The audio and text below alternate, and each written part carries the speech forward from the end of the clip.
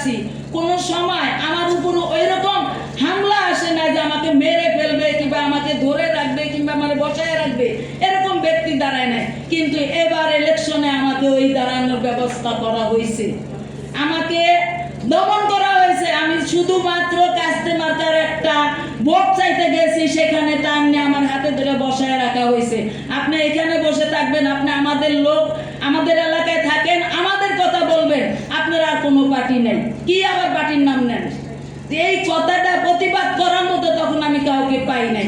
আমি ভিতরে ভিতরে গুমরে গুমরে পড়ে আছিলাম, অনেক কষ্ট পাইছি। কিন্তু আমার কেন্দ্রটা ছিল অন্য এলাকায়, আমি হলাম ময়ের এলাকায় পড়ছিলাম, আমি কিন্তু কাস্টমার এলাকায় পড়ছিলাম না। তারপরও তার মাসুল আমার দিতে হয়েছে। 12 তারিখে ভোট হয়েছে, 13 তারিখে আমার ছেলের হুন্ডাটা উধাও হয়ে গেছে, কারো কিছু হয় না। 4 লাখ টাকা দামের হুন্ডা পাশে করে আছে, সেই হুন্ডা সরাই দিয়া আমার ছেলের ছোট্ট 1.5 লাখ টাকার হুন্ডাটা নিয়ে গেছে। যে এই যে যদি এই দেশের পরিস্থিতি হয় যে আমার ভোট আমি চাইতে গিয়া, আমার ব্যক্তিগত আকাঙ্ক্ষা চাইতে গিয়া যদি আমার সম্পদ হারাইতে হয়, তাহলে আমরা কি শ্রমিক করি আর কি আমরা আমাদের ভাষা করি যে আমরা আমাদের অধিকার চাই, কিভাবে অধিকার আদায় করব?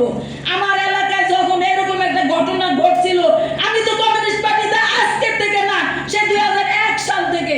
কিন্তু যদি এরকম একটা হইতো যে সবাই মিলা যাইয়া দেখি এই মহিলাটার কি হয়েছে, একটা বিপদে জন্ম পড়ছে, সেই জায়গায় আমরা যাইতে পারি নাই। কি কারণটা কি? আমাগো সেই শক্তিটা এখনো তৈরি হয় না কেন?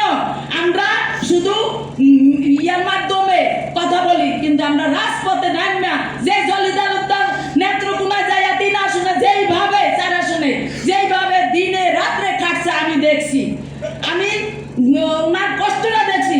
সেই জায়গায় ওরকম ভাবে যদি না কাজ করি, খালি এখানে বৈশাখ বলে কয়ে কিছু হবে না।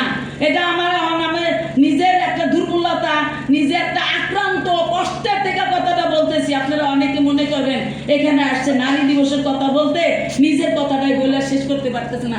আপা দেখেন, কথা বলতে দেন, বলবে সবাই।